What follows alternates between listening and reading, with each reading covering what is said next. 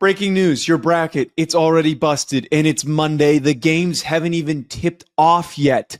Don't be that guy that's all pissed off and bent out of shape because he missed out on winning the bracket challenge. Instead, place these two future bets right now for who is going to win the NCAA tournament. I'm Joe DeLeone here with the Sports Geek. We've been giving out college basketball picks since February, and we've been hitting 70% on our college basketball picks. And I got the two teams that have stood out to me the most that I think are worth placing bets on. The first being, and actually I need to clarify here or be clear here to start. The two teams I'm going with are the two teams with the highest odds right now. I know that that's not exactly exciting for me to pitch, but this year we've got a lot of really dominant teams at the top. Two teams in particular that have impressed a ton. And I think that if there is a one seed to go on to win the tournament this year, it's either going to be Duke or it's going to be Florida. Duke right now is at plus 340 odds to win the NCAA tournament. The biggest thing for me why I like placing a bet on them is that even without Cooper Flagg goes down. We're all a little bit worried about what's going to happen with this Duke team. He's the best player in the country. He's going to go on to be an elite NBA player. He's doing everything right. He goes down with the ankle injury, and they still go on to win the they go on to win the ACC tournament.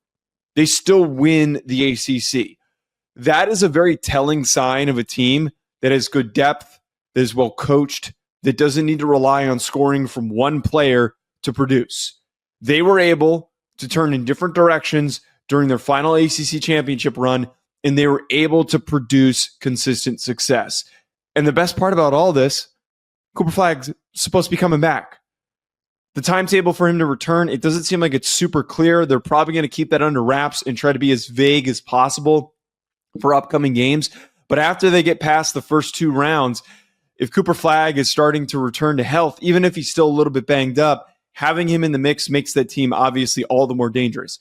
I know a lot of people want to point out that they had a really easy schedule, but some of the games that they had, they blew past some of their opponents. The Illinois game was the one where I watched, and we placed a bet on this channel on Duke to cover against Illinois not that long ago, and it hit. I was so blown away by how badly they kicked the crap out of Illinois, a team that was supposed to be competent, a tournament team. Illinois looked like they were playing a different sport. So Duke is an easy one. It makes a lot of sense. They've got the best player in the country. We got to go in that direction. And then the other, a team that probably wouldn't have been a number one seed if it wasn't for their hot stretch right now. Betting on a hot team is a very smart choice. Florida, plus 375 odds. I haven't seen another team right now through the conference tournaments that has been as hot as Florida. And they do everything that you like in a team that could go on a very easy run and blow their way through this bracket. They rebound really well. They've got a lot of really good athletes. They're fundamentally sound. They just have this juice, this energy about them that makes everything look super easy.